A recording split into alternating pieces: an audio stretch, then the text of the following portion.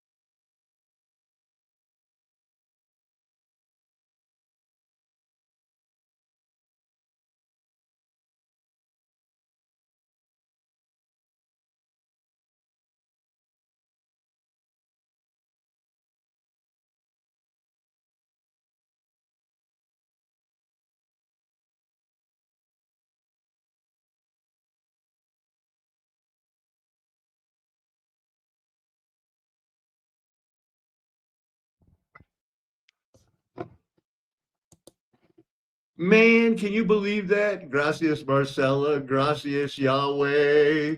Terry, we're going to start it over because this is too good. This is going to be great. And I was worried about, like, in case there's a new person watching, it's like maybe Paco shouldn't have a cigarette right off the bat, but I'm going to. So, once again, my favorite sacred herb, never known to cause cancer, never proven to cause cancer, organic tobacco. The ingredients like phosnane, formaldehyde, Agent Orange, things they put in cigarettes, I believe that's what causes cancer. I should get this thing out of the way, right? Because you need, Paco, what happened? Well, you saw it. That's the disclaimed enough. The idea, it's disclaimed. I'm going to give a lot of opinions about things like tobacco and how the medical establishment lied and they rewrote the past. We could start with this. Do you think that doctors were stupid 100 years ago? Do you think they were stupid 60 years ago when 8 out of 10 recommended camel because that was good for them before they wanted it more addicting. They wanted to take something good and make it bad, like, hey, put sugar in your coffee. It's crazy. Put sugar in your chocolate? What? Take every sacred herb and add to it poison? That's the world we live in. That's why I wrote. When I kept on backing fracking while witnessing fire flow from faucets meant for water, I didn't know then that I was listening to Rush Limbaugh, the old people going like, there's nothing wrong with our climate. Humans aren't poisoning the earth. We're not poisoning every sacred herb. I didn't know they were plugging those 4,000 in Colorado alone fracking wells with pressurized gas that was concrete, not Roman concrete that lasts forever, concrete that was supposed to last 40 years. It's coming up on that 40 years now. Something's going to happen. Deep down, you know why I do not take other theologies seriously. We're going to be looking at Jeremiah 31, something new. A woman encircles a man. Then later on in that same chapter, it talks about so with the seed of man and beast. Backing fracking was the lie. Would I be wrong to say the consensus of opinion is that the world today had problems in the past when women were subjected to the expectation of helping a man live a happy life? And so now that they realize that slavery subjection of helping a man live a happy life was the cause of all the evil, now we live in a society where abortion is legal and DEI, the Charlie Kirk thing. He is a martyr for their cause of the rich guy who had his life snatched away for supporting the system, as much as that girl who, when the plane was going to land on runway 33 last year, and she was a DEI helicopter pilot for Joe Biden and those guys, and when she was getting sent back and was training and flew into a plane that killed more people in the United States in the last 20 years than any. I mean, she flew into a plane. She's dead. I don't think she did that on purpose. I think they control these things. I really do. Let's just see where we go. I know I usually have pictures, and I know I had this one. You know, the inch is tied to the meter from the very beginning. All of this talk about we don't like the meter. Oh, we do. It's been a plan from the very start. Hand breadth, feet, barley, corns, it's all the same. The measure of a man, that's not new. Da Vinci didn't do that. Am I going the right way? So there's some other new ones too. I want you to know that according to the Roman Catholic Church, God does not will anyone to mortally sin and so to deserve punishment in hell. What? Okay, the Pope said this. Anyway, their famous John Paul II. You know, do you have to go number one or number two? What do they call universality of salvation? It means that it is granted not only to those who explicitly believe in Christ. Okay, wrong. They continue and have entered the church. By that, they mean the Trinity loving, transubstantiation enforcing Roman Catholic Church. It says, since salvation is offered to all, it must be made concretely available to all. But it is clear that today, as in the past, many people do not have an opportunity to come to know or accept the gospel revelation or to enter the Roman church. For such people, salvation in Christ is accessible by virtue of a grace which, while having a mysterious relationship to the Roman Catholic Church, does not make them formally part of the Roman Catholic Church, but it enlightens them in a way which is accommodated to their spiritual and material situation. This grace comes from Christ. It is a result of his sacrifice and is communicated by the Holy Spirit. It enables each person to attain salvation through his or her free cooperation. So the adoption, predestination, election, it's out. There's a mysterious relationship to where somehow, some way, people can be saved without knowing about the Lord Jesus Christ or the substitutionary atonement. When was I onto this? Somehow Portuguese language has come up on my radar in that the countries that speak Portuguese and not Spanish, it's hard to even tell. There's no references. You see one, two, and three when seven is the first reference on it. I almost used this as the thumbnail today. These are powered without any external forces, no steam, no hydroelectric, simply just let it flow. And that's how they carried ore. They're still working today, some of them. They're trying to cover them up. Fort Ticonderoga, we're going to take a trip to a Chinese factory where I'm going to try to prove everything is faked. Every photo opportunity you see is faked.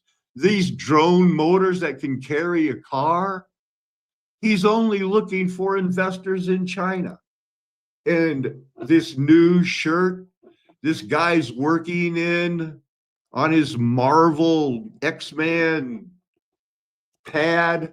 Look at the quality of, I mean, sure, they can put new shirts on them, but the day-to-day grind is one where they just keep the solder hot and machine robots wind these up and they're making drones. Some they have to wind by hand. And as he walks through the factories, he says, sure, a lot of machines here. Yeah, but they're not showing you the sweat slave labor that goes on daily, but the people that work there, they're very happy to have a job. To them, you can kind of see they're happy. They make it work. These drones can carry a car. Hey,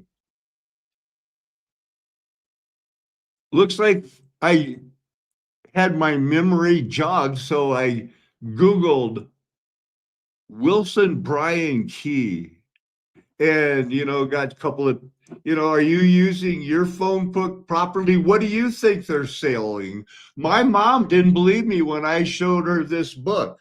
I went out there to try out for some band in California when I came back because, well, right size, wrong shape. You got it all except the singing talent. I brought this book back and my mom said, you're seeing things. You believe things that are crazy now. And I find out, he was saying, why are they dressing men like women?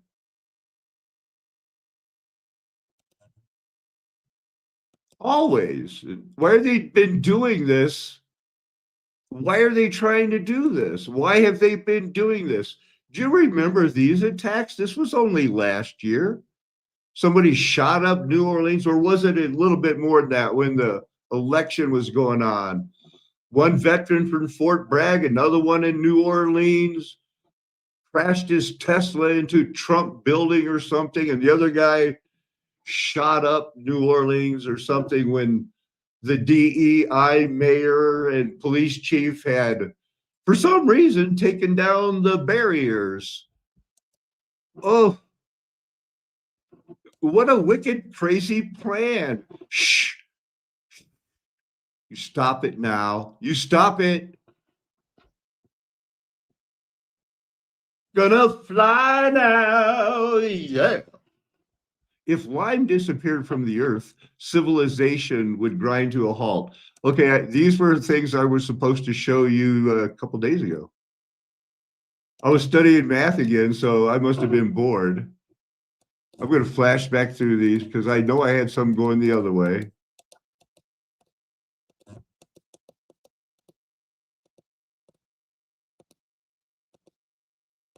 Pope stuff. You know what? What's holding these together? Not magnets. It's because they're so precisely ground. And this racist hooked up with Henry Ford, the other racist, and until they had this erector set of polished ground things that's holding it together like a magnet, because something about when you get perfectly planed materials, they stick like a magnet. I know. Look, see, he's stacking them together and then he'll push it and you won't even be able to tell. Well, you can kind of tell, but they seal. Isn't that weird? And they didn't even add the oil or the water to the machine until the late 1800s. They just cut it dry. That's the last picture.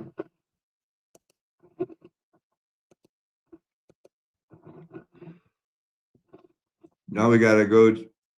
We'll look at this Bible verse.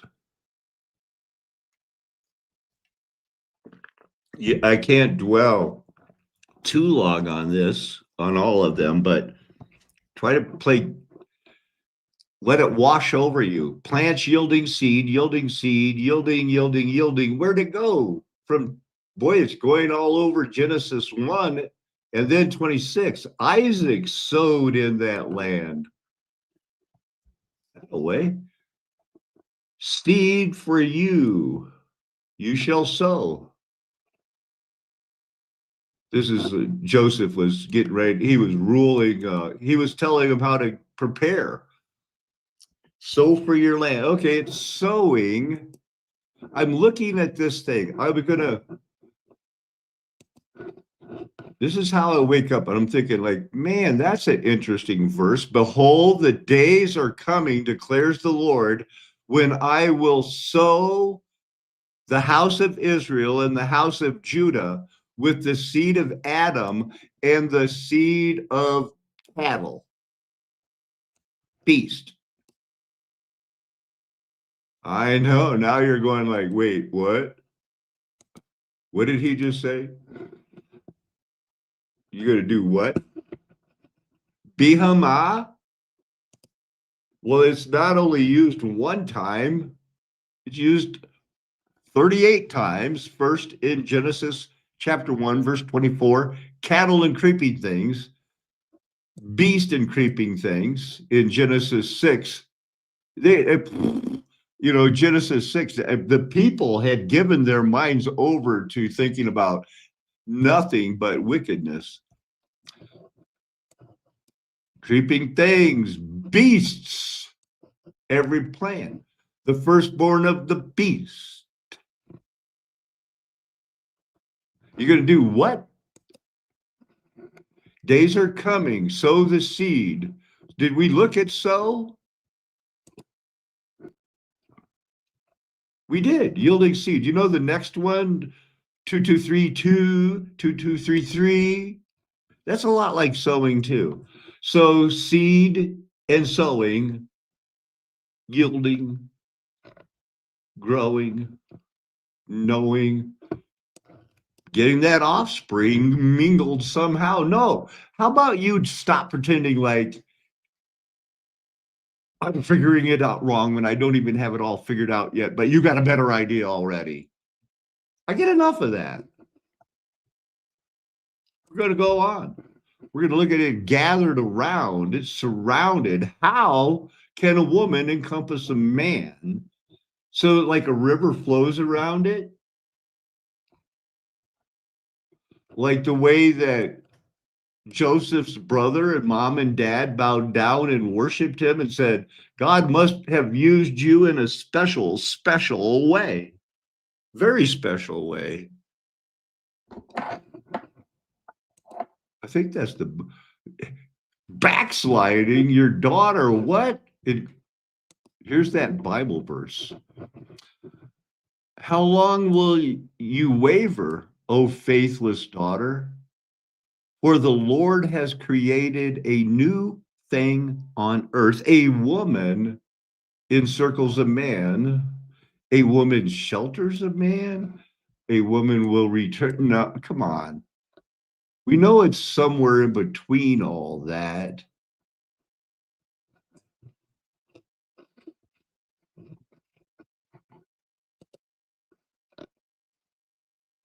We know it's a woman. They will encompass It is new. When you gad about,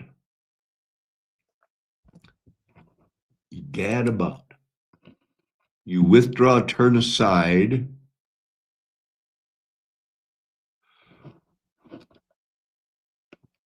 Okay. Well, not the strongest root word. Let's see what 2560 is.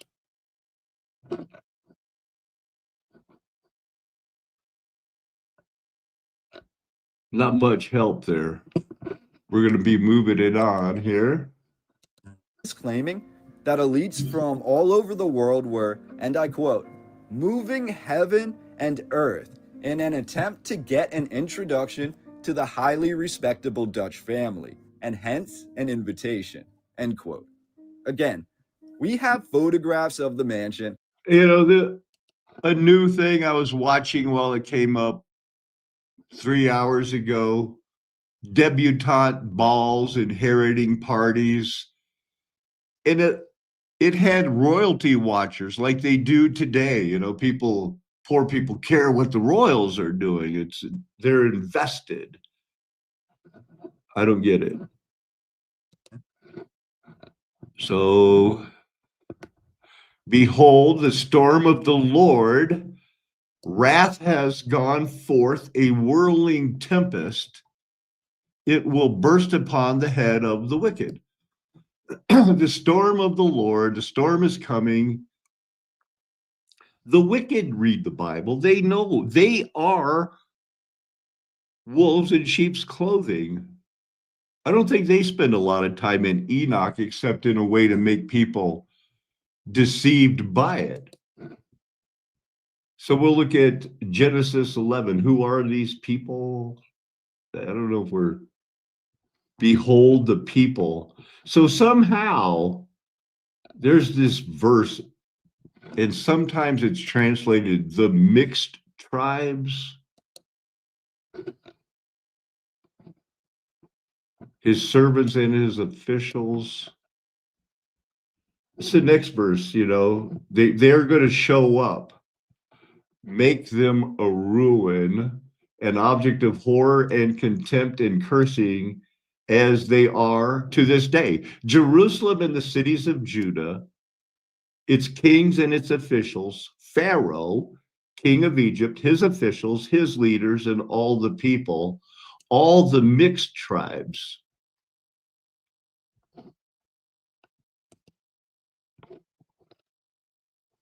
So we got some people saying it's mixed tribes. That's a pretty strong thing. They both go with mixed, King James going with mixed, mingled, foreign.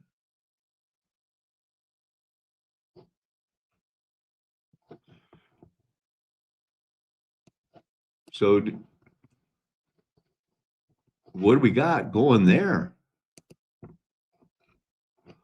The mixed multitude, as in the warp and woof. It's how you can blend two, you know, it's how you weave things together to make a fabric. And I guess it's going to be like somehow linen and wool are mixed together. Hey, anybody got any ideas on that one?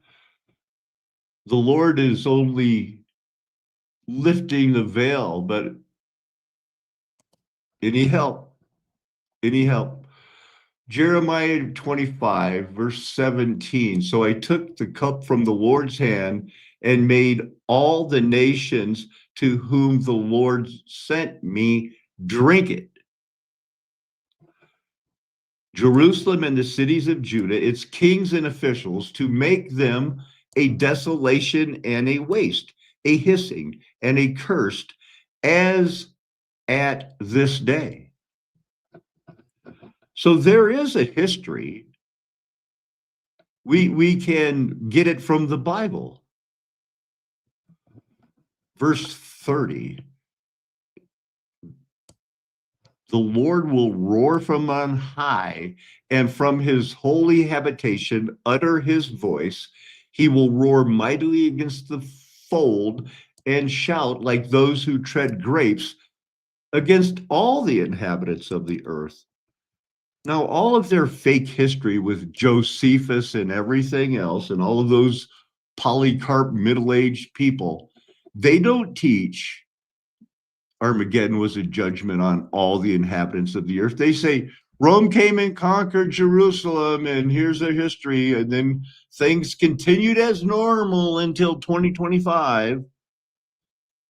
No, it's an indictment against the nation. It's sword, famine, plague, disaster, tempest stirring, and those pierced. And that's when these prophecies were fulfilled. Now, the way I came to it was back in the 70s, I was watching this guy. That there are ways you could very simply put information into a picture. Yes, it's dark. It's not as clear as it could be, but you can look it up. Or a soundtrack or an audio tape that will get inside people's heads, affect their behavior, and they'll have no idea there's a game going on. In other words, one of the things I used to find as a student many, many years ago fascinating was people who think they think for themselves. And that's almost an obsession in this country. It's a basic aspect of the so-called democratic tradition. Anybody who lives in a country or a culture where there's $5 billion a year worth of advertising being pumped into their brain pans, who thinks they think for themselves, is in a good deal of trouble. And I hope before the evening is over, you will come to the realization that December 11th last year, there are 4 or 5 articles there by medical school professors, physicians, who did a national study of this particular ad. They were very disturbed at some of the things they were. You can always, all of these images are readily available in your search engines. Observing kids around high schools and universities wearing the smooth character t-shirts. The increase, substantial increase among camel smoking among women and among young people. So they did a study of this thing, and they discovered that this was can you sharpen the focus, please? It's just a touch off. Yeah, no, not the too much. All right, we're just not going to get bogged down. Not a real camel. This is a cartoon camel, a sketch camel, looking to the left. Now, in the camel's foreleg, there seems to be a little man standing here. He has a head. He has hair up here. He has a recognizable face. The neck would be right about in here. The right arm, elbow sticking out, and the hand on his hip. Anyway, he's standing there with an erection. All of you who've had Psych 101 have looked at the vase and the faces, the duck and the rabbit, the Rubens profiles, two-sided illusions. I rarely have met a psychologist who had the slightest suspicion there was a practical application to this little toy. Well, here's an example. On one side, you have something salacious. Remember, these are young men who perceive themselves as machos, looking at an erect male genital in the middle of Playboy. Should make you a little suspicious about those readers, especially if you are one of them. Think about that. Now remember, Dr. Wilson Brian Key, he's from Harvard, and you can't trust people from Harvard. There's no reality here. Oh, by the way, the 4 fingers that we missed, I thought those were intriguing. That should have tipped you off if you looked at the fingers. You should have spotted the genital.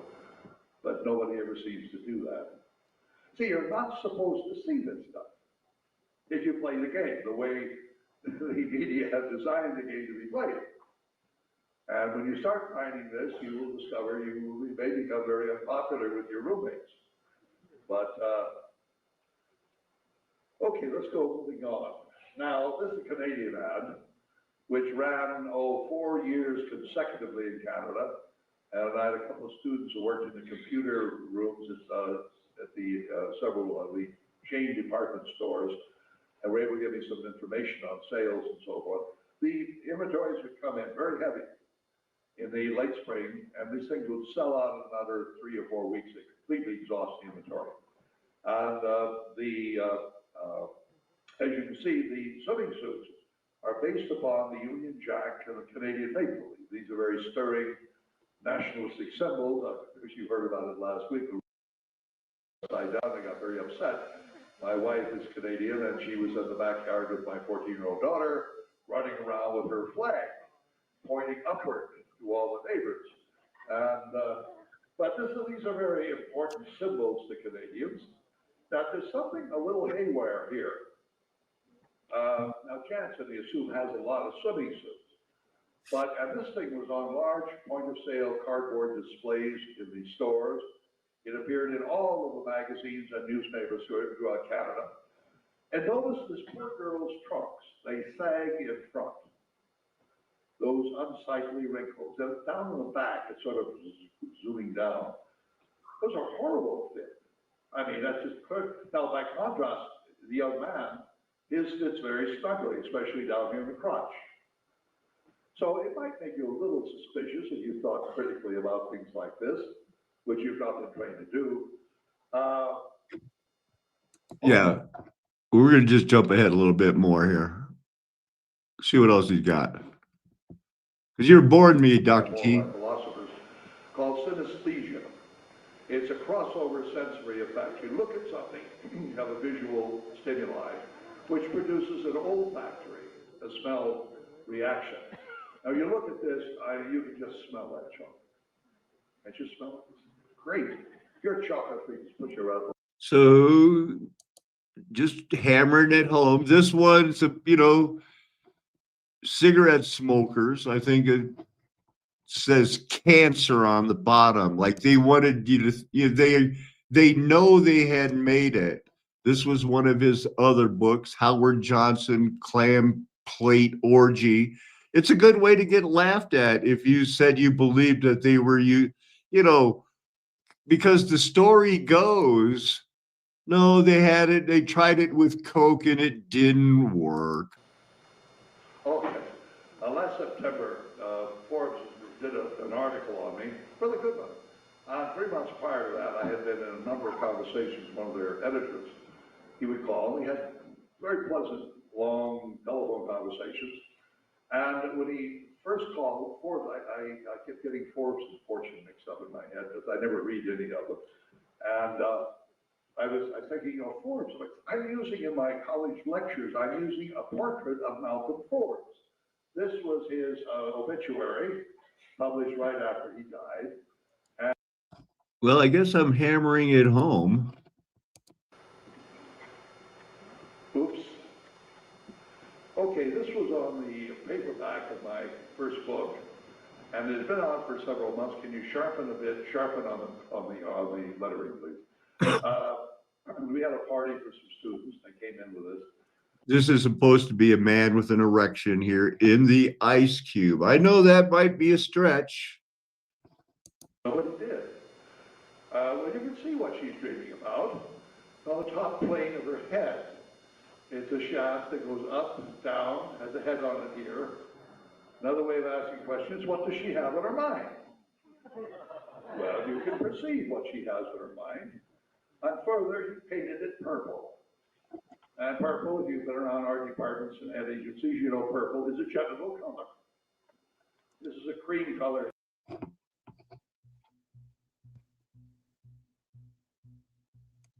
This box canyon, located high in the mineral-rich San Juan Mountains, was a booming, noisy mining town. To survive and prosper in this challenging environment, adaptation, collaboration, and resourcefulness were essential. When gold was discovered in the 1870s, the region's harsh climate and steep inclines did not deter miners eager to make their fortunes. But by 1890, delivering energy to the mines became quite a large problem. That's not very long ago, is it? 1890s. They're packing what they're going to use to make energy up in the mines. They're doing it this way. They've got pictures. problem. Telluride's trees had disappeared, chopped down to build houses and fuel the steam-powered equipment used in the mines. Coal was an expensive substitute and had to be transported over long distances by That takes a lot of work. train before loaded onto mules and delivered to the mines. Without an inexpensive way to power tools, the mines were at risk of shutting down. Oh no. Q Bank owner L.L. Nunn. The Sure. Right. And without him, and then later it led to the need for those. Well, you saw the thumbnail, those smooth metal pieces, and somehow smooth metal acts like a magnet. And he figured it out. He hooked up with this guy. They got the money. And boom, somehow. where a war of currents raged between two electric systems, Thomas Edison's direct current and the alternating current promoted by Nikola Tesla and George Westinghouse. You ever heard of What them? was the difference? Edison's direct current system worked best in cities. It lost power over distance and wasn't easily converted to higher or lower voltages. Alternating current was best for long distances, and its voltage was You know this is all a lie. It's mud flood was Armageddon. They've rewritten history. They added 1,000 years. Your orphan trained brain has been Hegelian dialectically lobotomized. So L.L. Nunn, with Westinghouse equipment and engineering expertise, built a hydroelectric plant in the Rocky Mountains just outside of Telluride. When the Ames hydroelectric power plant was finished, the town packed a picnic and headed to Ames. That's not Telluride. That's Ames in 1885. Okay, what? See what all the fuss was about. Nunn, a showman at heart, flipped the switch, sparks flew, and the motors of the Gold King mine began to spin. By golly, it worked. Ames was the first to show History's easy. that producing and delivering long-distance alternating current for commercial use could work.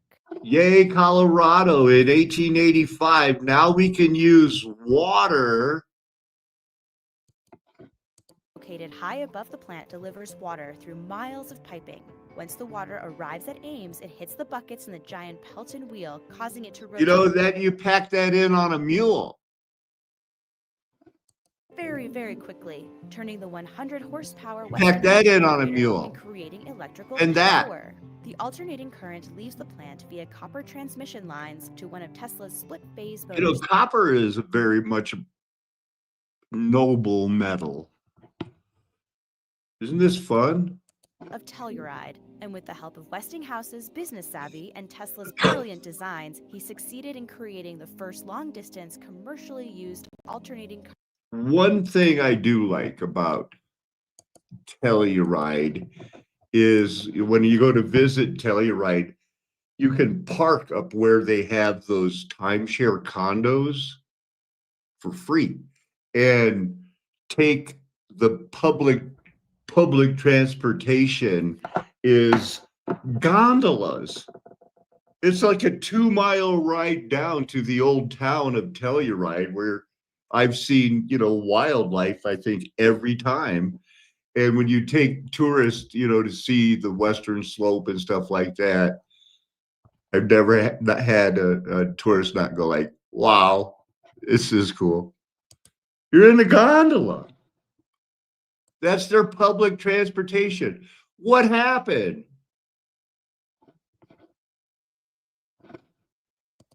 What is this? This video is sponsored by Brilliant. This is Salisbury Cathedral, home to one of the oldest working clocks in the world, believed to date back to times. Oh, yeah.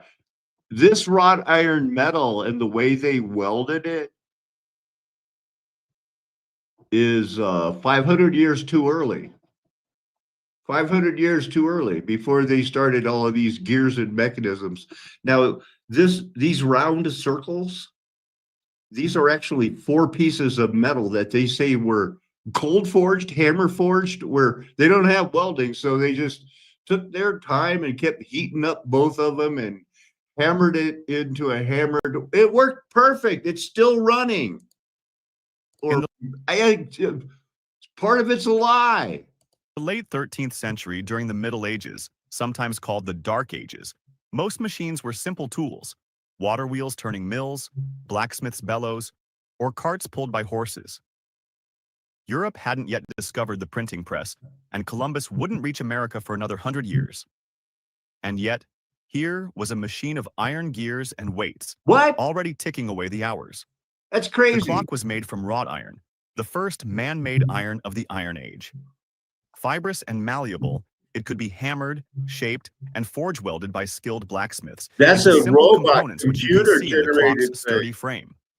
Bolts and nuts wouldn't be mass-produced for another 400 years, What? so the frame was joined using rivets, wedges, and mortise joints, much like woodwork. Holes were This is what I wanted you. This is the part I wanted you to see. We're not going to watch the whole thing, but this forging, I'm not buying it. made by repeatedly hammering iron rods through red-hot metal until Yeah. the desired opening was formed. Making the gears required even more skill. The rim was built from multiple pieces, forge welded together, a process where two pieces of iron are heated until glowing and then hammered until they fused into one. Sure. Each tooth was individually That'll forged work. and inserted into the rim, and the spokes were carefully joined and forge welded to the hub and rim. Precision wasn't perfect. It's not perfect, but it's still working. It still works. Irregularities caused friction and wear, but it worked. Over 600 years ago, with nothing but basic hand tools and countless hours of labor, craftsmen built a machine like this. Or they made their slaves build it for them. What else you got? You got yapping guy. To prevent this, the clock uses the count detent. Around the rim of the count wheel are a series of cutouts. When the detent falls into one of these notches, the striking train is stopped. When the detent rides on the raised surface, the train is free to run. The spacing of these notches determines how many times the hammer will strike before the train is stopped again. Interestingly, there are only 11 notches, What even though the bell must strike 12 times. about that? This is because the first 1 hour strike happens at this point. I think you'll like And the other this. hour strikes occur not just when the count detent is on the circumference. They can also occur even when count detent falls inside the notches. For example, at 2 o'clock, the detent is lifted, the train is released, and the bell strikes once on the rim, then once more inside the notch before being stopped. This clever layout squeezes all 78 strikes into the 78 teeth of the count wheel. Once the bell has been struck 12 times, the train must stop completely. This is where the locking detent comes in. Works together with another gear called the hoop wheel, which has a cutout around its rim. Okay. I don't want to hoop wheel you to death, but a little bit more. When the second hour arrives, the same process happens again. All the detents lift together, the striking train is released, and this time the hammer strikes twice before being locked again. This is why the locking detent is so important. It ensures the train stops and starts precisely at each hour. Without it, the count detent might skip. Anyway, it's 600 years old. Today, we're going to see.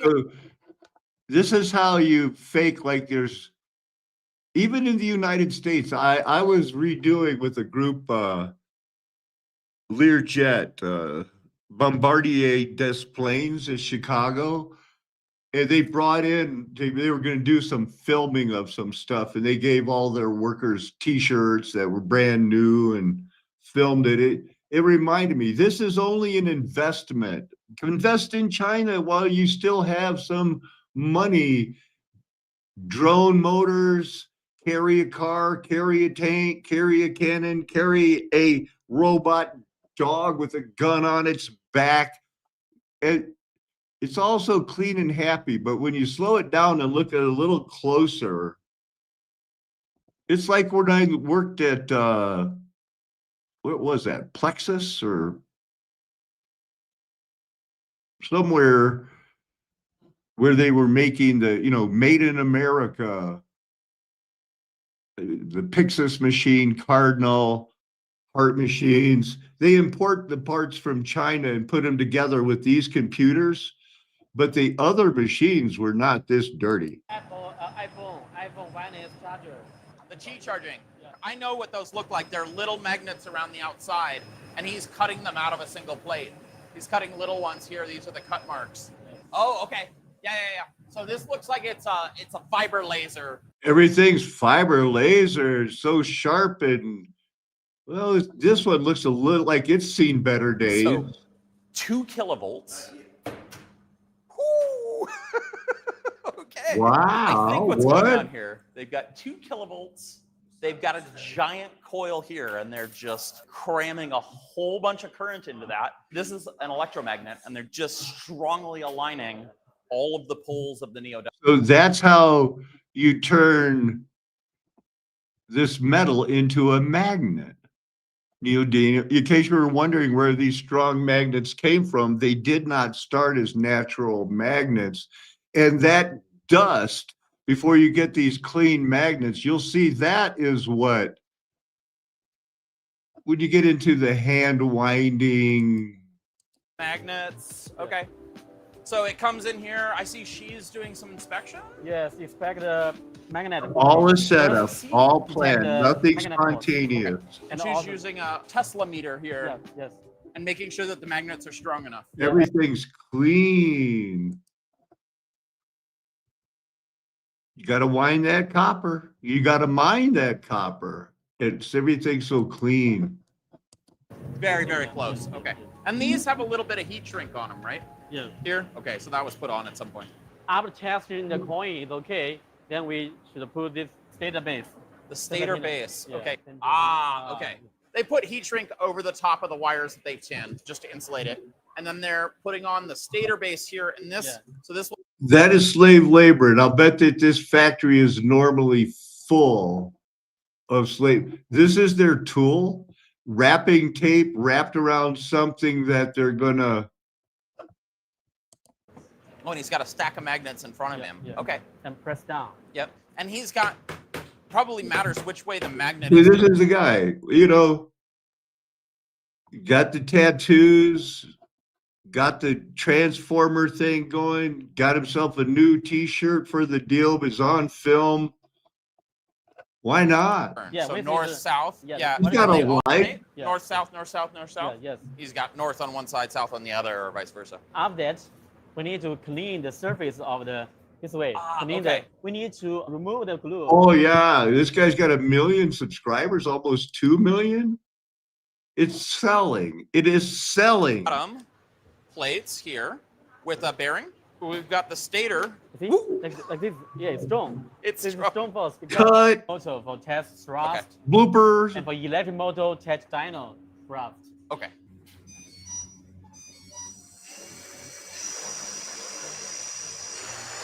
That's intense. And it's all going to come down to investment. freerchobby.com. Okay, great. Come on this way. What I wanted to show you is what's downstairs from the factory. There are all these little supply shops supplying metal, machining services, bits and end mills. The magic of manufacturing in Dongguan is you've got all of this right around you, literally. It's magic. It's selling. You know that a lot of the world doesn't know what's going on with Charlie Kirk or the Hillary Clinton hit list, or the Barack Obama, Michelle Obama are gay lovers. They're thinking about how can I get more money? I'm Theoretical desperate purpose, for then money. things start to come into focus. I get hung up on becomes that. another verified operation that you can Being a add to your surveyor. toolkit. So each construction is like a little module or a little subroutine. It's a bit of proof that signs off on the fact that this object can legitimately be constructed using nothing but the initial postulates and common notions. Euclid's version of this construction works perfectly for any situation involving copying a length. So it's not saying that you have to do this every time, but whenever we do want to copy a length, we can invoke proposition 2 to show that it is in fact constructible from the postulates. But why did Euclid need to be this pedantic? What was it about the Greeks that made them so fixated on proving things in the first place? Civilizations like the Egyptians and the Mesopotamians had been doing math in service of things like surveying land, collecting taxes, and constructing the pyramids for centuries. But they never wrote proofs. The first civilization to write proofs were the Greeks, with the first proof coming around 600 BC. For the Greeks, it wasn't enough for math to just be useful. They wanted geometry to address deeply philosophical questions, because at the time, philosophy was where the action was. You can read that in Acts chapter 7. I might save that because we might come back to this. We're going to look at another Bible verse here. Who also is haughty, high,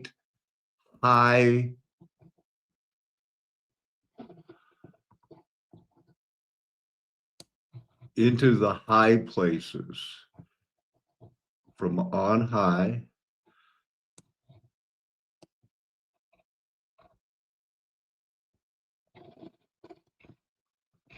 So what are we looking at here?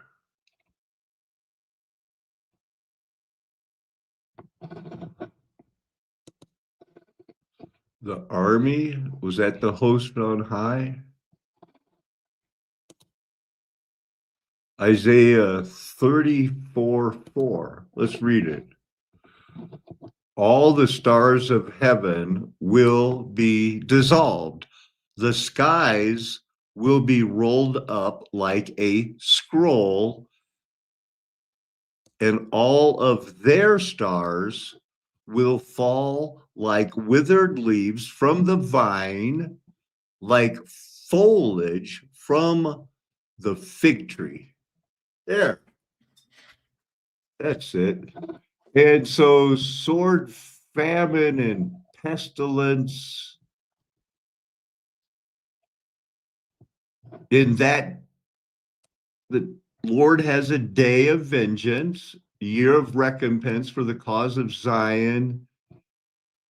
Eden turned into pitch, the streams of Eden, and her soil into sulfur.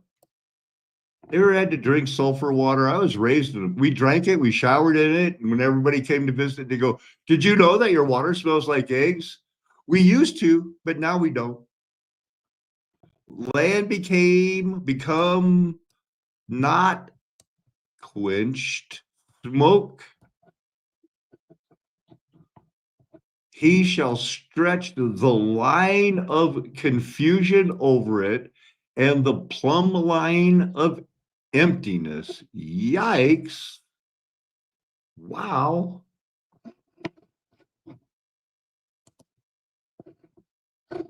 Amos 2, verse 1. Thus says the Lord, for 3 transgressions of Moab, and for 4 I will not revoke the punishment, because he burned to lime the bones of the king of Edom. You know that lime is supposed to be made out of shells, not bones, but I'm of the opinion that bones can be burned into lime. Lime is mentioned a number of times in the Bible. The burnings of lime as if burned to lime. And then the peoples, not the mixed peoples yet.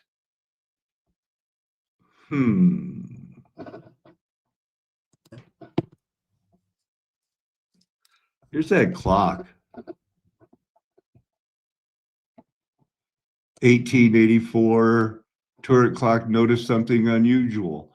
There was a second large wrought iron clock mechanism that's been right there the whole time in the tower. Apparently, it was ignored for generations. We've heard it all before. It goes back to what year? What year? I said in a cracky voice for some unknown apparent reason. Doggone it, if that medieval clock isn't at another address. That 600 years ago, when we found it now, and we can rewrite history. Oops, wrought iron was invented a little early, but get off my back, man. How new is this one? 1728. Sure he did. No, 1711. History restarted. Satan's loosed. This is their backstory. No 33 in this one. Oh no, it's only a 322. That's better. That's better. Better than ever. Here's what they say about it. Crazy. They're demolishing a tower. They found another one. It was restored. The clock was rediscovered. Then it got lost again. Then it was restored. That's it. I like the rope winding thing. You know what didn't last? The rope. I'll bet they had to change that. So we have common everyday English, 100 years old. I don't see any of the weird letters or them trying to use a V as a U or anything else. They're saying there, not thee, thou, what? But enough with the clock. Did you know that there was a book called The Camp of the Saints and it's considered the most racist book of all time? I didn't either. Now I do. I might have heard of it, but it supposedly third world mass immigration is going to ruin Europe. I wonder how he knew. And now 40 years later, it got turned into a new bestseller all over again. Then make the movies, and it's been, it's racist, xenophobic. Why would you think that they're, well, now, well, who's this guy? He did it. He wrote it. What if they were to come? Who are they? Well, they're the guys that are bad. And of course, it was influenced by the book of Revelation, the Gog Magog thing. There's a book called that. Sharpened his sword. If I have sharpened my glimmering sword and my hand take hold of judgment, that's how all rocks are body parts. That's how the stones could cry out. That's how John the Baptist could warn them. Don't think because you're born here in this town that you're Jewish or you're a descendant of Abraham spiritually. God can raise up from these stones descendants of Abraham. He was a light. They are a light. Abraham was a light to the Gentiles. To prove what? Not the mystery was there's a Trinity. The mystery is that Gentiles are equal with Jewish people, and the law does not save. Grace saves. Being adopted saves. Polished, sharpen your tongue, sharpen their tongues, sharpens iron, iron sharpens iron. If it's been blunt, you need to add some water, add some wisdom, find a way to sharpen it.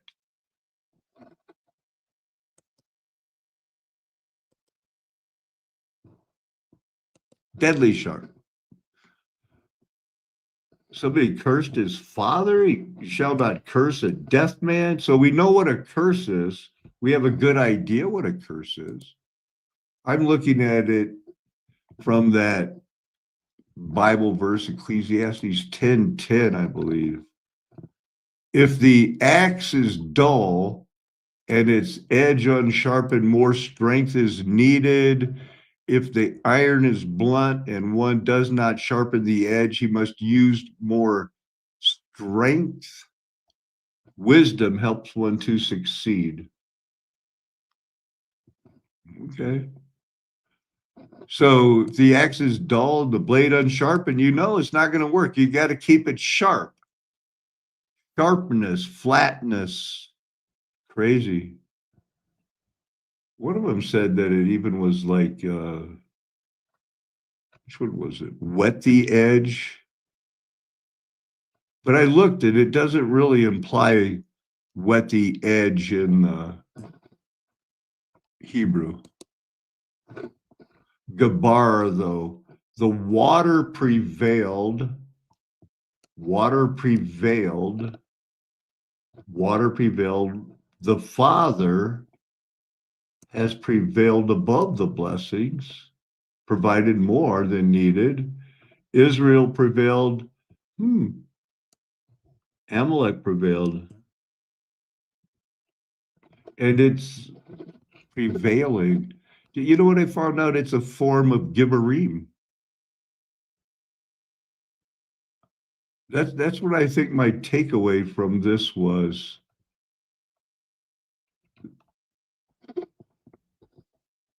I was only studying this morning before I had enough coffee, but I was confident enough to leave it in to think that this is when you're thinking about strength. And of course, the Gibborim, it only means they were mighty strong people. God considers himself, he calls himself the Almighty God, the Gibborim, Most High God. David's mighty men are all called Gibborim. There's really the book of Enoch and its teachers that say, oh, the Gibborim are bad. All Gibborim were bad because they were mighty men of old. Nephilim.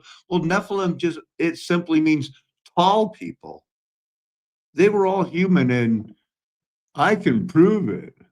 So I looked up, doing that survey thing in the geometry, the trigonometry that we were going over, Euclidean geometry that proves, you could run into a problem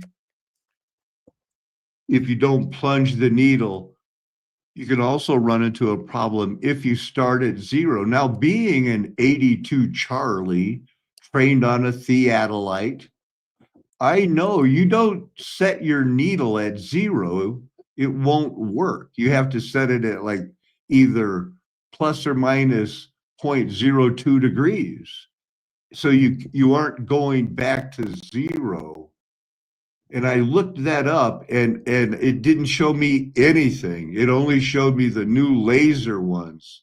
Everything is being done away with about old surveyors. Once again, like I was born when there were 48 states and we're all dying. We're all getting old fast. I searched it because I even had to put this in quotes. I want from a plunging theodolite. No. How about no? How about here? We'll give you the history of California. We'll give you coronavirus updates. That made me interested. So I wonder what kind of images this brings up. Certainly not a, there's a plunging theodolite.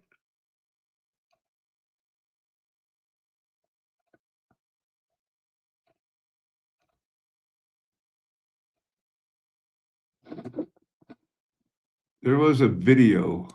I wonder if I saved it, but I did see, okay, God's logical decree, the fall of man.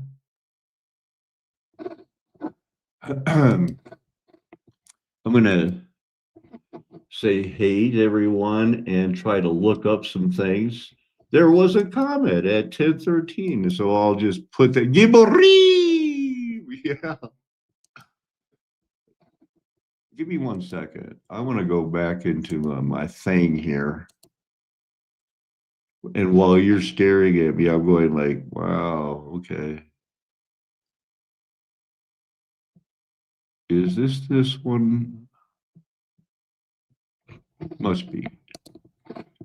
And the Greeks had a culture of antagonistic debate where That was it. I guess I left the video up and I did show part of it, but it didn't explain why it's important. you start with a line segment AB. When you draw these two circles centered at A and B that each have AB as a radius like this, then you get this intersection point. Connecting the dots gives you another radius of each circle, and of course we know that the radius of a circle is the same length everywhere. So this is equal to this, and this is equal to this. Since two things that are equal to the same thing are also equal, Euclid proves that he's made an equilateral triangle. Did you catch the unstated assumption? You never proved that the two circles overlap each other. This should have been some other axiom. There should have been something else that said how we. It's fine the way it is. It's fine the way it is. You know, when I was doing that, I was like, I went back to my history to find it and realized there was nothing else there. So it's the mechanical. There's that new one. I did watch that one. Had to do a bunch of things on that.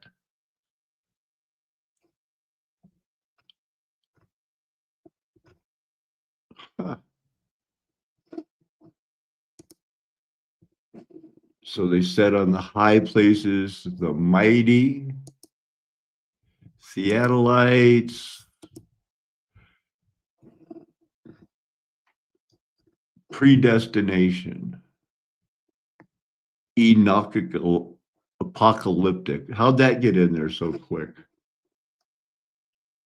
Let's look at the very beginning. When it talks about predestination, it says in theology is the doctrine that all events have been willed by God.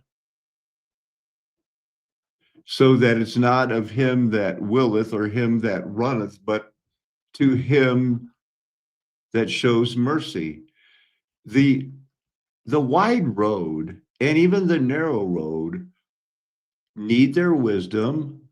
God gives it to us.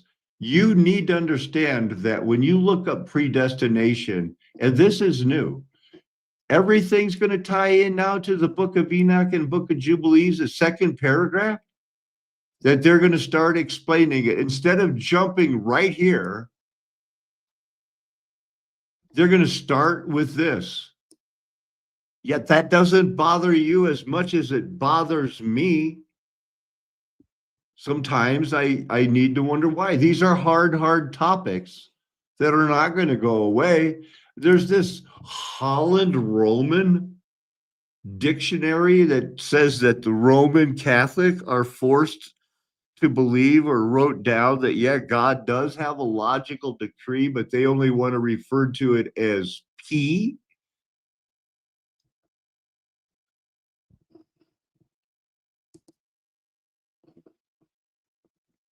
I think it goes something like predestination. When they want to refer to it, Catholics, there is a divine P, okay? And they show this to say, hey, look, it means to P equals to predestinate. They don't want to say it. Goes back to their fake Council of Trent, based on all of what Protestants would say, sure seems like it's not to him that willeth or runneth, but God that shows mercy, and then gives talents and sees if people lives up to them and rewards them based on that after they're saved by grace.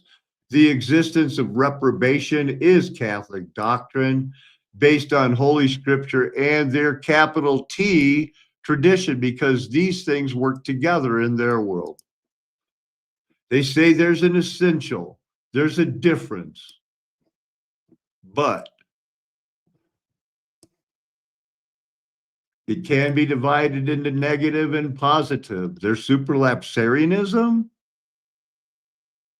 finishing up with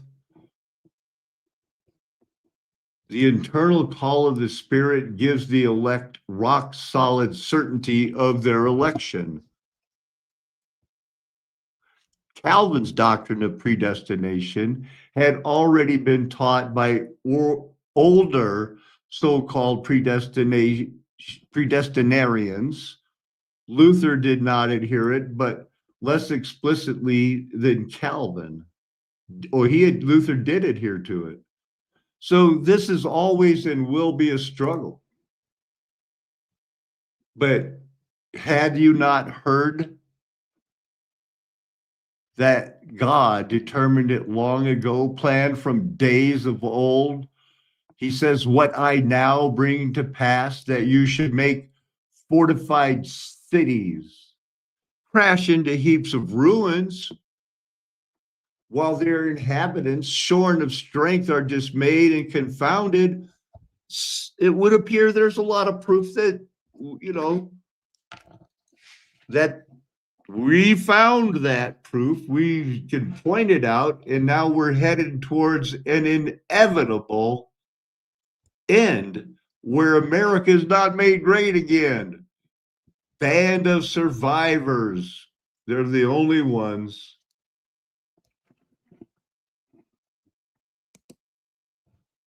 Isaiah 58:3. And a highway shall be there, and it shall be called the way of holiness. The unclean shall not pass over it. It shall belong to those who walk on the way. Even if they are fools, they shall not go astray. And fools will not stray onto it. Another one that may need some more fleshing out, as 34:2. For the Lord is enraged against all the nation and furious against all their host. He has devoted them to destruction, has given them over for slaughter. Their slain will be left unburied, and the stench of their corpse will rise. Wow.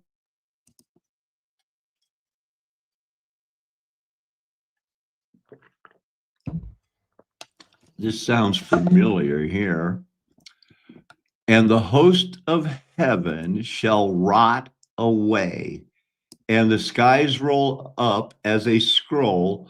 All their host shall fall as leaves from the vine, like leaves falling from the fig tree. Devoted for destruction, Edom was. Isaiah 37:16. O Lord of hosts, God of Israel, enthroned above the cherubim. You are the God, you alone, of all the kingdoms of the earth. You made heaven and earth. There you go. There you go. Who? And it's a cherub. Now, anointed cherub being taught a lesson.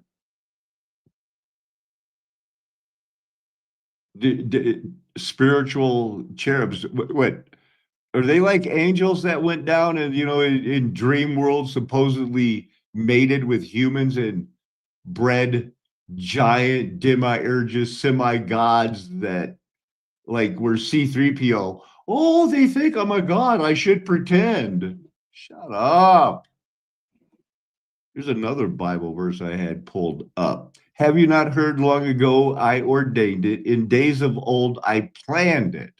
Now I have brought it to pass that you should crush fortified cities into pile of rubble. Who? Somebody did. Mexican conflict, but to no avail. But U.S. troops remained in Veracruz, and the Constitutionalist Army continued its attacks against Huerta's federal army and reached Mexico City in July. Huerta went into exile, and Carranza took over the government in August 1914. Who thinks that these faces aren't computer generated? It's the story of the United States taking over Mexico. Who thinks this is where, where's this other guy's leg? Here's his one leg. Did the computer think that this was his leg and that this guy is putting his hand on his knee? Disney? How many hidden pictures are in this? I mean, I've seen, it's all I see is a composite making up a joke. This is 1914 when one Starford city was being taken over by another. So between 1910 and 1914, power in Mexico had gone from Diaz to Madero to Huerta, and now... What do you need to know about Diaz, Huerta, and Carranza? All of those men would die to keep Mexico Roman Catholic. That's why they were rising up to say, the Protestants from the United States are coming to attack us. Rise up. To Carranza. But the most famous figure to emerge from the chaos was someone else, the bandit turned general Pancho Villa. Francisco Villa, also known as Pancho, was one of the most important figures in the Mexican Revolution. He had been a bandit and a horse thief, but in 1910, he began to lead peasant guerrillas against the Diaz dictatorship. Diaz was the one who wanted to enforce Roman Catholicism on them. And consider the irony. They were a happy people living on a lake in what they call Mexico City today, with fresh water pumped in and abundant crops. And they say the city was 1 million. The Spanish at the time said, we're taking over a city of 1 million people. And they did it in the name of a religion that now the few survivors that have bred out say, we will die for it, because Diaz got to live like a royal.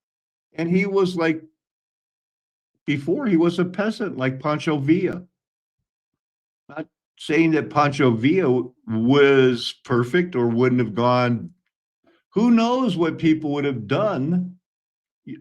Army, the División del Norte, or Northern Division, played an important role in overthrowing Diaz and then formed the backbone of Carranza's constitutionalist forces. Diaz's troops won numerous victories against Huerta's federal army, which made him an icon to the northern peasantry. In addition to his military success, his unique character also drew attention. Journalist John Reed described him this way. He is the most natural human being I ever saw. Natural in the sense of being nearest to a wild animal. He says almost nothing and seems so quiet as to be almost diffident. If he isn't smiling, he's looking gentle. All except his eyes, which are never still and full of energy and brutality. Let's get a little backstory here. Especially native communities, and replacing their independence with low wages and poor working conditions. In 1910, these tensions boiled over. But the challenge to Diaz's power came not directly from the peasants, but from Francisco Madero, who was himself a landowner. He was supported by much of the middle class, who wanted political and electoral reform, but not an extreme revolution. Madero also wanted to get the support of the unhappy peasants as well, so he announced the San Luis Plan, which promised to give them back much of their land. On November 20th, 1910, even St. Louis, San Luis. I live in the San Luis Valley. Everything here is more French than they would like to admit, because the Habsburgs came to Mexico and offered up one of their as a sacrifice. Diaz killed him. Though he was still in exile in the US, he called on Mexicans to rise up against Diaz. After some hesitation, peasants in the state of Chihuahua did rise up and managed to defeat the federal army. At first, they followed Madero, but before long, the uprising got out of Madero's control. To contain the peasant revolution, Madero and Diaz got together and signed the Ciudad Juarez Accords for a transition of power. And after Diaz resigned, Madero won the election in November 19. It's just blah, blah, blah talk. What happens if I, see here, go to YouTube. I wonder if they have a video about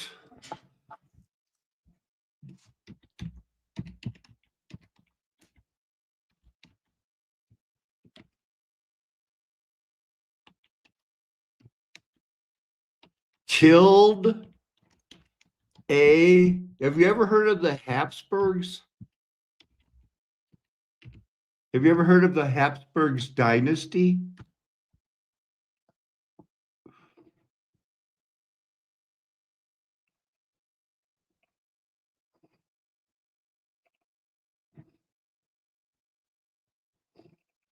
He killed the Habsburg.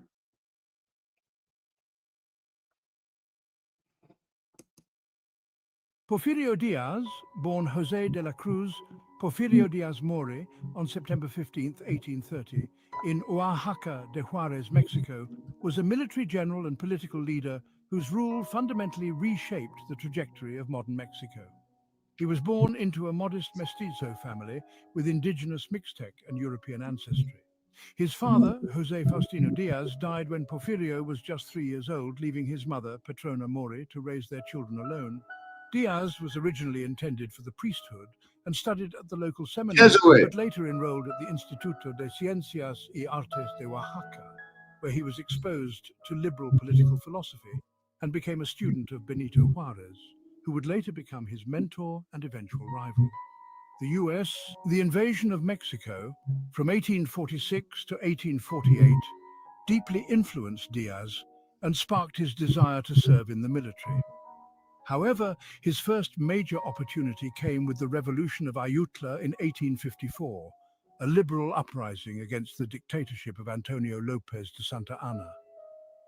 Diaz joined the cause and quickly demonstrated a natural aptitude for military leadership. His participation in the Liberal War, or War of the Reform from 1857 to 1861, and later in the defense against the French intervention from 1862 to 1867, saw him rise through the ranks of the Liberal Army. During the French invasion, Diaz played a pivotal role in resisting 1862 to 1867. What are they writing out of history?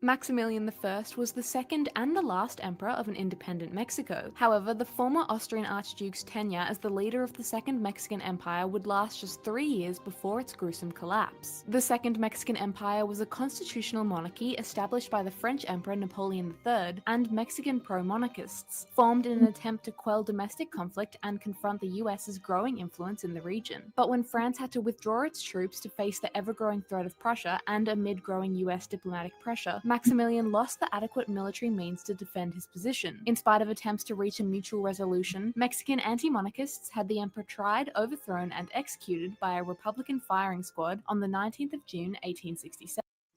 So there you go. They kept him alive until a certain day when in Mexico, they killed one of the French Habsburgs.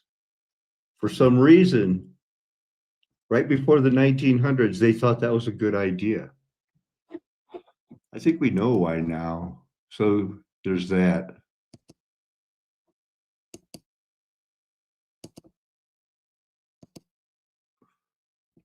The San Luis Plan, you know, we don't hear much about it. They call it this plan still Celebration Day, November 20th, not November 22nd. Maduro, another Roman Catholic, would die and is proud that Mexico is considered per capita the most Catholic, Roman Catholic nation in the world. In the world! Plan of St. Louis Potosi. And the Portuguese language. What is it even? What is it? Where's that girl talking?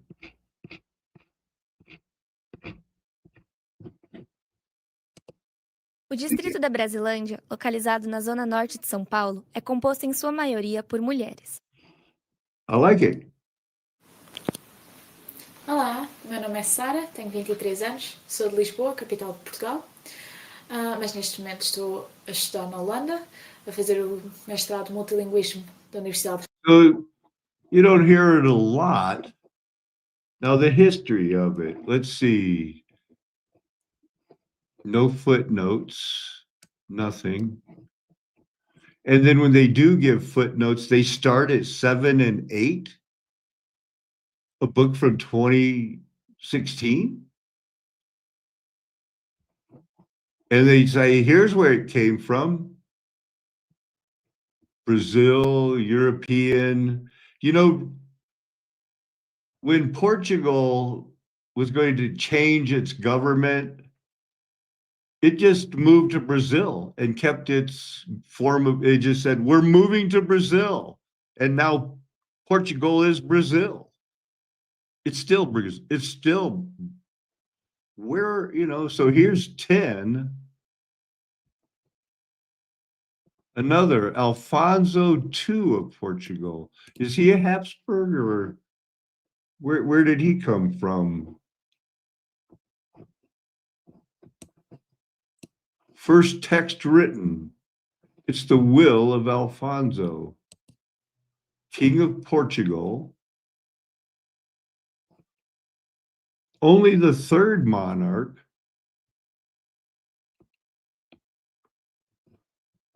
Anything jumping out at you?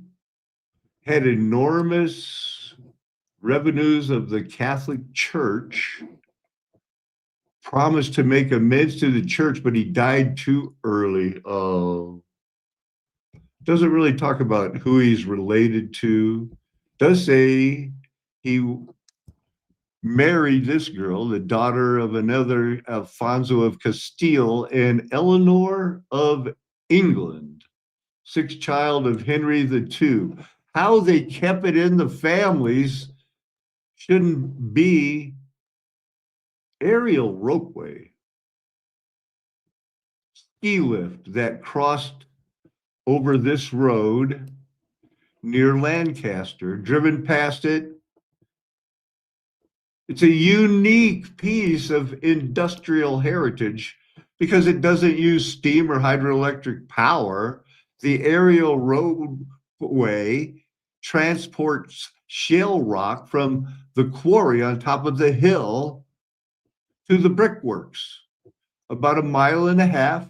It's an ingenious design, needs no fuel to power it, only relying upon things that are heavier will be pulled down, pulling things lighter up.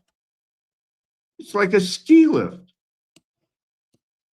And it does 50 million bricks a year and has done so since the 1920s. But we don't use a lot of this type of ingenuity today, do we? Why should we? Oh, they did use it, and gondolas are big. This goes back quite a ways. Very neat writing. V's are V's. They do have the AE like in ether. So you can date these things. This is how it works. Wonder what he's looking at, this floating magnetic water compass thing.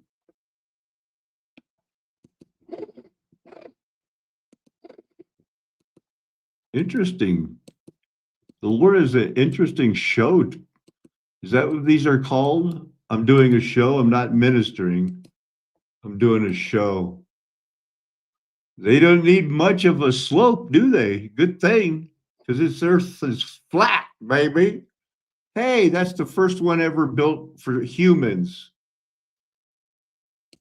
Way to wrought iron that steel, baby. We got to keep going. So material ropeway, subtype of a gondola lift. I think it's an interesting concept and could be easily, you never know when you're going to need something like that. Oh my goodness. This is about to take a dark turn. Something else was invented in Mexico. They founded Mexico in the 1950s. They didn't know about it, but it was rich in dioxygenin. It's from the yams, and it started a trade, the Barabasco trade. People started doing it. Syntex made synthetic hormones, part of that Mexican hormone thing. And it's funny because they call it a marker. and it's named after Russell Marker. We'll look at Russell in un momento, but his discovery from this root of yam in the 1950s. This is where you get the steroids.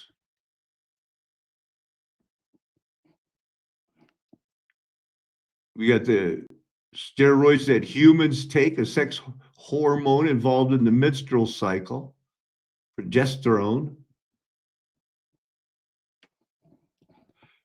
Never even heard of this, but now they got cures, maybe, for arthritis, and eventually, since they had the Mexican Barbasco trade, you can have finally, only 10 years later, a contraceptive pill to where, hey, let's go. Women, they can be trained to think that all men think about is sex, so we should too. Mission effing accomplished. So it's an abortifacient. They started, making an industry out of it, hiring poor people. Go get it. By the mid 1970s, remember, they discovered in the mid 50s, this many people were saying, if we don't pick this route so that finally people in the free world can have free sex, and quickly a system of the middleman appeared where all these people were debt slaves. They worked hard for the money in the company store. He could load 16 tons of abortifacient. And he's a breakaway Harvard graduate. Yep, he was working for this company because he invented ethyl gasoline. This man, Russell Earl Marker, did, you've seen high octane, low octane racing, airplane racing fuel grade octane. Well, he invented it. He also was working for that Dutch company, and he went on to found a steroid industry in Mexico that led to this trade and cortisone for knee injuries and the pill. To where the pill is accepted, because abortion is a good thing to most people in the world. They love it because it's not sacrificing children to Moloch or Baal to them, not in any way. And they refer to it as marker degradation, marker degradation. Isn't it? It's convenient. He has his name, Marker. They look for this in a lot of different things. He was mad. They wanted to create a new company, a new medical thing, but they wanted him working on gasoline. So he said, forget it, man. If I get $50 a gram for this, I can make it cheaper in Mexico. I kid you not. That's why he went there. He went to work down there because it's cheaper. And they're still doing it today. Well, that's a successful business. Marker degradation, creation of the Mexican steroid industry.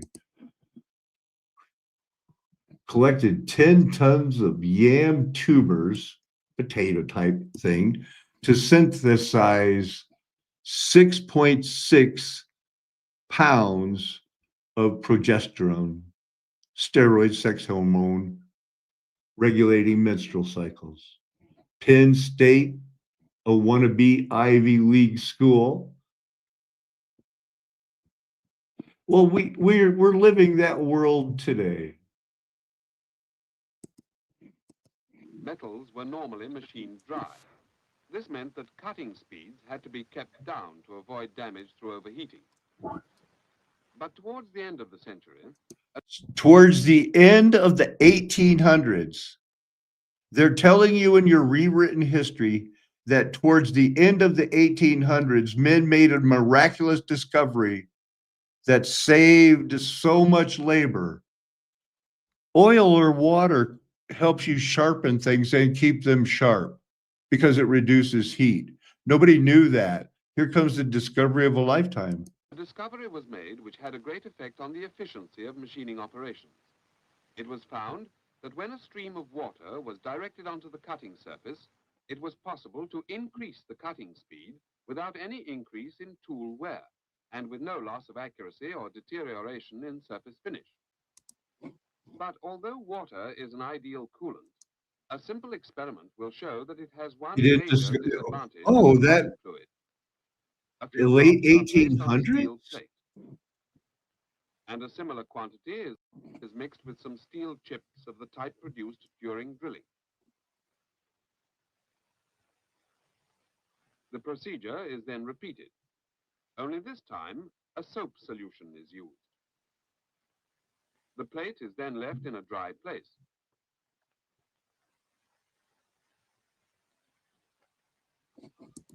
Wow. To protect the cutting edge and prolongs tool life. You know, this is a lathe, a metal lathe, slowed down with no water. You might find this interesting. I did. But when it becomes excessive and continually breaks off and reforms, both accuracy and finish suffer. In such cases, something more than ordinary straight oils or emulsions may be needed. This has led to the development of oils with special anti-welding properties. So, and it wasn't discovered until so early. Molecular forces, cold welding where the electrons are crossing between the blocks, or maybe because the atmosphere is crushing down on them and all the air is squeezed out, or I don't know. The debate rages on, and no one seems to know for sure. But Do you know? Because nobody seems to know for sure.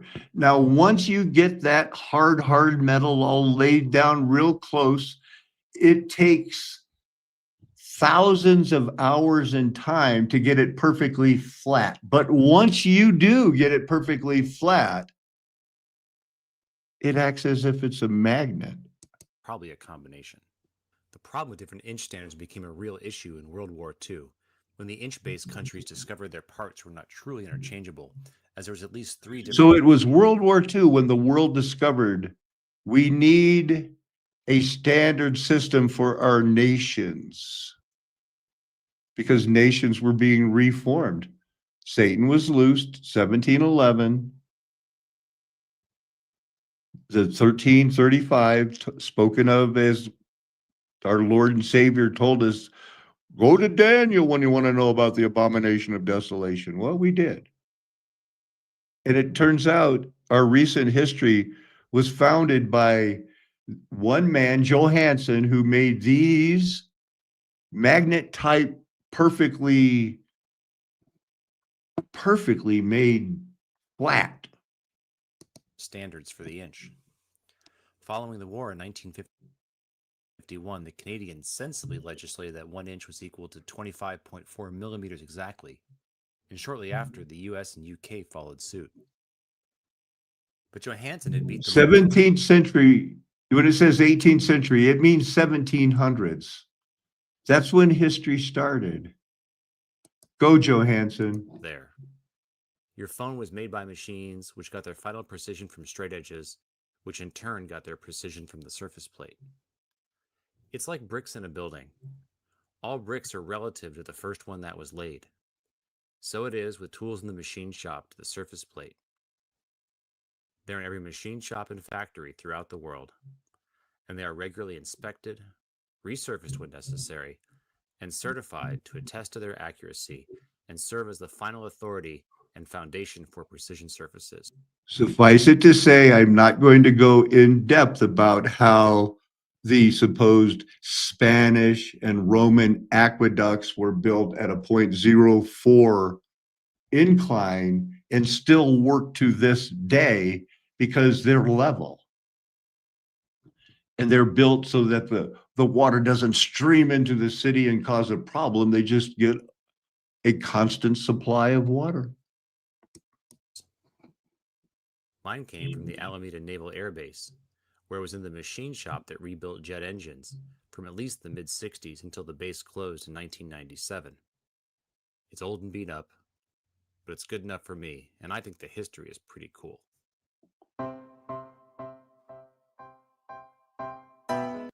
That was uniform everywhere, that anyone could reproduce at high accuracy. So in 1824, England created a standard yard based on a pendulum length beating seconds in London at sea level in a vacuum, thus being a natural Did I measurement. miss the part about how they plane them down?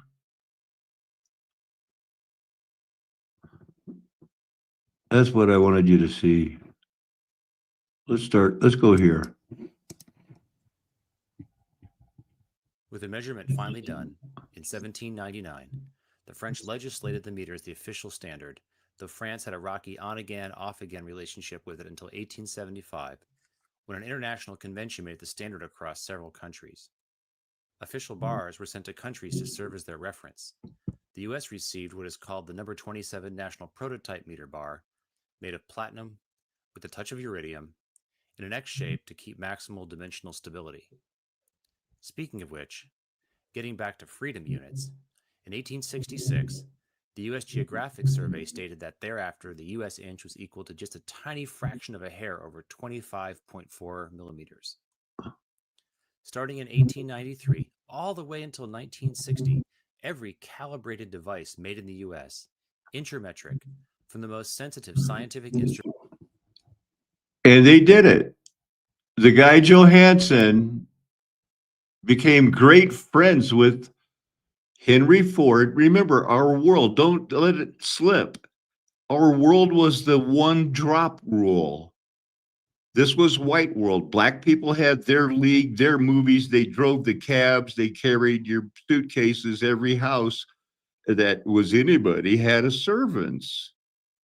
And it was white world. That's why else would, their history hook them up with Henry Ford so they can build the cars so we can have a time machines? He was inspection chief at a Swedish factory making American and German guns on license. But when they started making a new gun, there was no way for him to quickly make new gauges, the tools to quickly check the size of machined items. In this footage from a World War I UK munitions plant, notice she's checking the dimension with gauges of a fixed size. The obvious problem is that they're going to wear, be difficult to adjust, and not super precise. What was needed was a system where the gauges could be adjusted, but even more importantly, checked and set correctly at regular intervals. And that's what Johansson invented. Notice now the gauges are adjustable. Late 1800s, nobody could do anything. And then all of a sudden we went from pound on the bottle cap or use a compressor, lever switch to seal the bottle to where they could do 40,000 an hour. Wow, the 1900s, early 1900s are weird. But even more profound and far-reaching was the system used to set and check them. For that, Johansson invented a set of very precisely made metal blocks, sized such that they could be combined together to make many, many thousands of dimensions quickly and accurately. In doing so, he made a universal measuring system that underpins the industrial world today. He made his first gauge block set in 1896 with the help of his wife's sewing machine to carefully lap the very hard steel blocks. His first sets were so expensive they cost more than his annual salary at the gun factory. In 1914, a set cost about $21,000 in today's money and were accurate to 3/millionths of an inch. Making the block so they kept dimensional stability at that accuracy proved very difficult, and Johansson had to experiment with many different kinds of steel, but also cycles of freezing and heating and letting them sit for many months before finally being lapped to final dimension. The entire process takes about a year. At the outbreak of World War I, the U.S. War Department declared Johansson's blocks as the standard of measurement for all war material. However, the Germans... Of course, he's going to end up with the Hitler-loving Henry Ford. Cutting them into proper lengths for milling. Here, master machinists shape blocks of steel that made modern industrial science possible, for they are the world's standard engineering measure, the unbelievably precise Johansson gauge blocks. These are very unbelievable. Look what I found. Out to go out of business. So we contacted Henry Ford, who promptly bought the company. Ford and Johansson were fast friends. Only Ford's son Etzel and Johansson were allowed into Ford's office without knocking. In Ford's What do they call that in that one book? They have a new dating system, the year of our Ford. They named it after Henry Ford. Yeah, they did it. Of these four things: the surface plate as the foundational dimensional reference, the meter, a unit of distance measure that everyone has agreed on, gauge blocks to put those units of measure into people's hands at high precision, and a government body to serve as the ultimate authority for those measures. This is how I usually am beating the dead horse. You already get it, but I'm still going. Precision isn't an accident and is the result of an amazing amount of work and investment over hundreds of years to get us to where we are today. It's like you already The knew brilliant that, but still, I keep I going. can't recommend this book enough. If you look on eBay or Amazon, people are asking crazy prices for used editions, though. But you can still buy it directly from the Moore Company brand. Oh, everybody's got to make money. I guess money answers everything. And, you know, we do. We're looking for answers. They got hydroelectric powers, 400-foot cliff. People from Yale come and built it in the summer and then stayed there all winter. They carried this up with mules.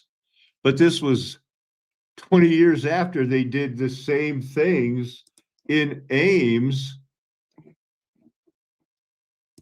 near Ophir. And this is, you know, it's not the town that I want to live in, you know, in San Miguel County. I'm more looking towards